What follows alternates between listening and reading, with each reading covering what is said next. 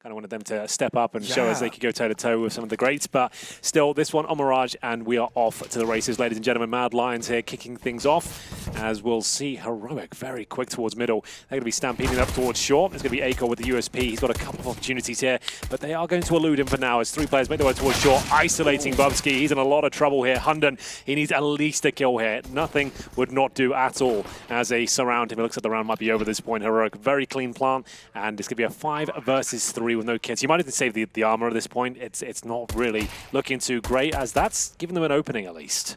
I think the big issue is going to be Stavin, though. He's already made his way through, well, into kitchen, and he's going to quickly decapitate shox. And yeah, at this point, yeah, you're probably better off just holding on to your Kevlar. But they seem frag hungry, and they're going to pay for it as well, snapping Boar up to close it out. I like that approach from Heroic. Very quick. Just to note, we are on the older version of Mirage, the classic no bench edition. No bench here, teammate, and we'll take a bit of a gamble once again and try and play together instead of two separate 1-on-2s. I think that's the right play to make as well. Again, it's the case of if they don't show up at the A-bomb site, then you're free to save or at least attempt to. Obviously, 2 is better than 1 when you're holding back. And Hunden's actually gotten really deep on the A side as well. They might even be expecting this. They're ready. Good positions. Hunden just gets 1.5 kills here. Could be enough. Not the cleanest spray, but it's enough to bring into a 1 versus 1. Fancy footwork up the ladder, but Cadian nails the shot. A nice idea there from Hunden, but a difficult last kill. He expended all of the bullets. Are they going to send Cadian up first once again? I guess so. Why not? He's got 4 HP, the AWP. Flash over. Holds position towards CT spawn, and that's a big miss from Acor. How does he survive? I couldn't tell you.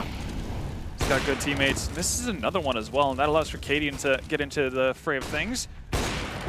Still alive, though, doing damage. Yeah, this is kind of insane. Like, he can't believe his luck right now. As Roy will somehow get a knife. There's a team kill from Bubsky. It's all falling apart for both sides here. I'm not really sure what's going on, to be honest with you. 20 seconds remain. Flashbang deployed towards jungle. Bubsky still healthy, but his teammate Hunter towards CT spawn doing the heavy lifting at this point. They'll close out the round. It was a scrappy one, to say the very least, but Acor somehow surviving for that amount of time. It looked like he was done for. He had his knife. And I guess that makes sense considering what they're doing. Yeah, this is going to be shox getting either 2 or 3 kills or nothing at all. 1 will do, considering what he's up against that. He's going to give a call that there's a couple more towards underpass. There's no quick reaction here. Yeah, I'm curious if he saw both or if he just spotted the S-Attack trading him.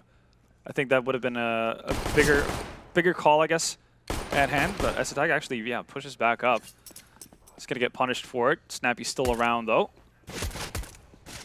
Get some tag damage onto Bubsky, but he's about to get some teammates along for the ride, and that's the end of Snappy and also the B side, unless Borup's able to get aggressive here. Yeah, he's the last line of defense. You can see again the spacing looking so good for the T side, and it works out for the trades. 2 versus 1 now. Stavin, he'll be towards top of middle, making his way up short, and they're actually going to double back and make their way actually remaining at this stage, and then it'll be very difficult to get these 2 frags. We'll see whether he can get near. Foiled by the classic B execute into A plant.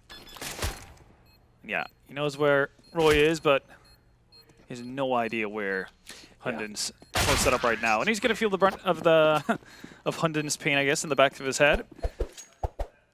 He will be recovered here. No armor to go with it, but still a deadly weapon. Going to bide their time and see what's available to them if any mistakes are made by the CT side at this point. But spotting the glove and the pistol, Cadian knows exactly where one is, and he's just trying to get a better angle. Takes off the knuckles of Roy at that point. Borup will be watching the window. Looks like the round will be concluded momentarily. 40 seconds remaining at this point. It's just a question as to whether they can keep it clean. Apparently not. A couple of kills there for shox. They said this weapon can have some damage, and it's actually getting 3 kills with no armor at this point. Might as well challenge with the Krieg. Could be on for the ace at this stage. Not going to happen, but still impressive. 1 Krieg with 3 kills in a 5-on-2. Didn't know they stood a chance there. Yeah, but it's one of those positions that always just seems to work out. Like, it's a difficult one to pre-fire. You can see it's the UMP coming around first and the bomb. CT's got a bit of time now to make their way back in. Sure, the reply comes through, but CT should be there. Unless Bubsky takes them all out first. He's getting every single headshot available at this stage. A couple come in for him, and they bring it back to a 4-on-3 lead. Heroic now stuck in towards CT spawn. There's the 3rd for Bubsky. Stavin will keep them in the round at least. But very least. Oh, he's not enough. That could be enough. I think that would have been enough. He would have vision on the bomb there from short as well. Still going to be a difficult round for the CTs here. Big kill coming in. It's now down to the 3 versus 1 for Hunden. This is absolutely sensational. He gets the timing down, looking for Matt Pointer. I think he's done enough, however. There is a kill available for Cadian, but no smoke down, and he knows he's won it. Yeah. 2 kills from Hunden. And that's going to be it, 15-13. Cadian will survive the AWP. He can drop the weapon as well. Remember, he had 19. Same region, very similar play style. Right down to the wire here.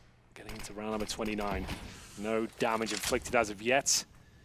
A difficult scenario for Heroic. They had this game in the palm of their hands, and it slipped away from them round by round. This is, I don't even know what this pick is from A-Core, but I love it. That's some balls right there. Yeah. Straight up, heads-up duel towards the CPL against an MP9 as well, but that's the frag that's really important. Hunden just about makes it work. He will go down to Roy, his teammate, as obviously looks to close things out here. It's going to be 16-13 by the looks of things. Cadian and S-Tag left with a real horrible scenario here. They've got a little bit of utility, but 4 kills to find. First comes in for Cadian, though. That's going to be Bubsky caught up position towards that bench.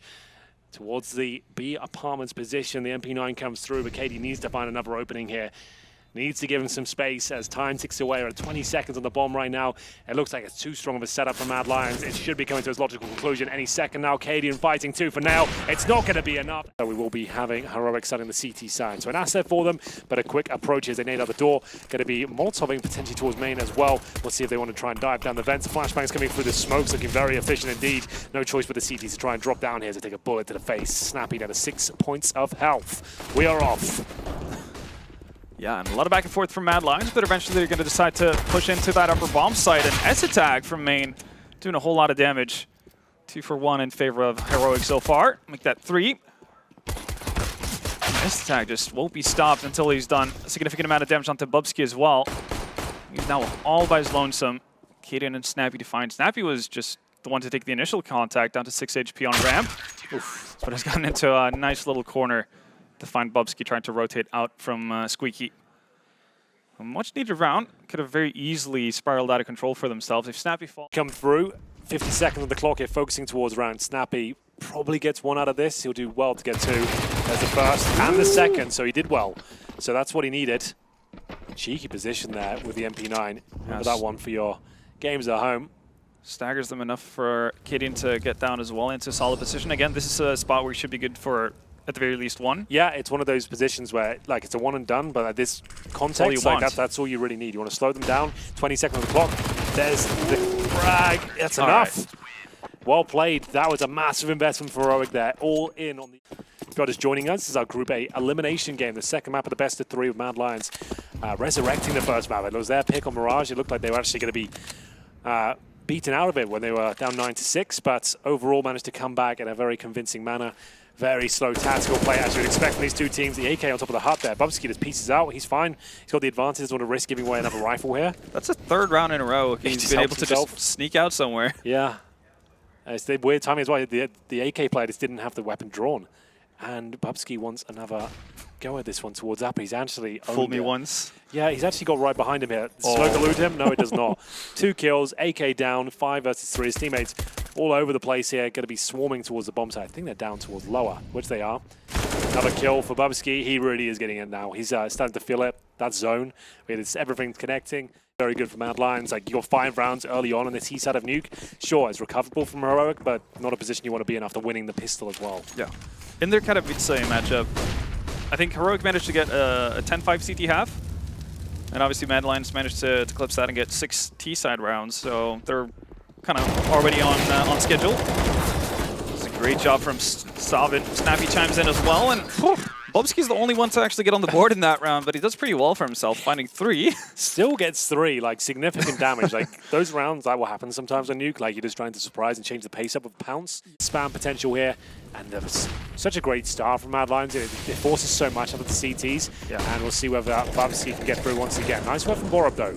Gets a strong grenade in towards the squeaky door run. And I like this from Snappy as well. The flashbang will actually force him down towards lower, and he realizes he can't stay for more than 1.